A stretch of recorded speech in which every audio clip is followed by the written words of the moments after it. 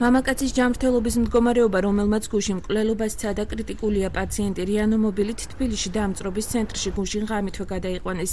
მას სხეულის 80%-ის დამწრობა აქვს მიღებული.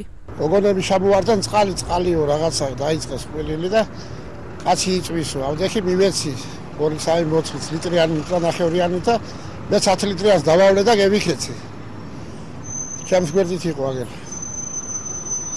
ტრასის გადაღმა და დავარდი მივედით. დამწვარი იყო უკვე ეს ტანსაცმელი აღარ ქონა ტანზე პაქტი რა.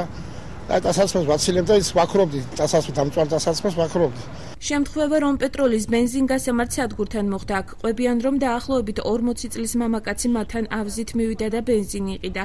მამაკაცმა მათგან უმარტო რომ ავტომობილში საწვავი დაუმთავრდა. ბენზინის გაყიდვა ამ ფორმით სადგურის თანამშრომლების თქმით არ ეკრძალებათ.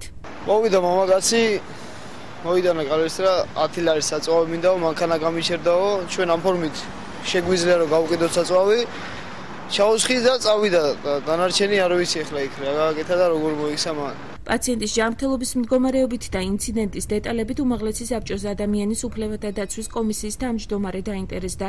ის იმ ვიდეო მასალასაც გაეცნო, რომელიც ბენზინგასამართი სადგურის სათვალთვალო კამერამ დააფიქსირა.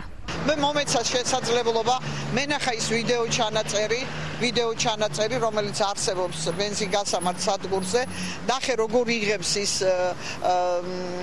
ბენზინს 5 ლიტრიანი ეგრეთ წოდებული აი წყლის პლასმასის ბოთლით, ასე დავარქვათ, 2 ლიტრამდეა დაახლოებით, ასეა დაფიქსირებული და ყოველგვარი ხმაურის გარეშე, ყოველგვარი შეძახილის გარეშეა განხორციელებული ეს აქტი. მედიავასაძის ინფორმაციით მამაკაცი, რომელმაც თავი დაეწვა წარსულში ნასამართლევია, ის საპროცესო შეთანხმებით გაათავისუფლეს. სუიციდის მცდელობას პოლიციის მეოთხე განყოფილება იძიებს. საქმე 115 მუხლით აღიძრა, რაც თვითმკვლელობამდე მიყვანას გულისხმობს.